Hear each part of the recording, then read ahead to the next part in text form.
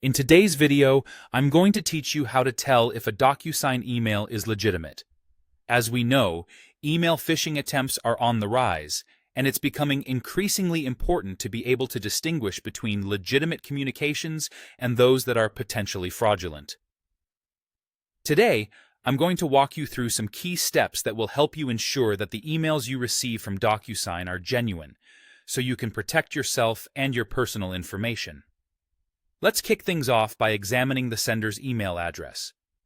This is one of the first indicators of whether the email is legitimate or not.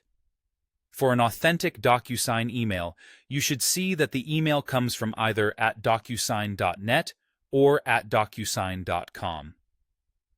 Always take a moment to scrutinize the sender's email address carefully.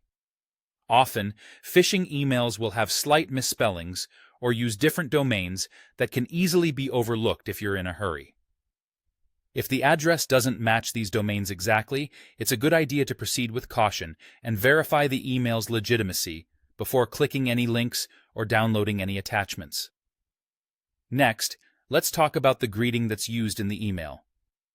DocuSign typically uses personalized greetings that address you by your name, such as Dear John Doe. A personalized greeting is a strong indicator that the email is genuine. However, if you open the email and it greets you with something generic like Dear Customer or Dear User, this could be a red flag. Scammers often use generic greetings because they send out mass emails without your specific details. Always be on alert for non-personalized greetings, as they can be a sign of a phishing attempt. Now, shift your attention to the email's content, specifically looking for a security feature.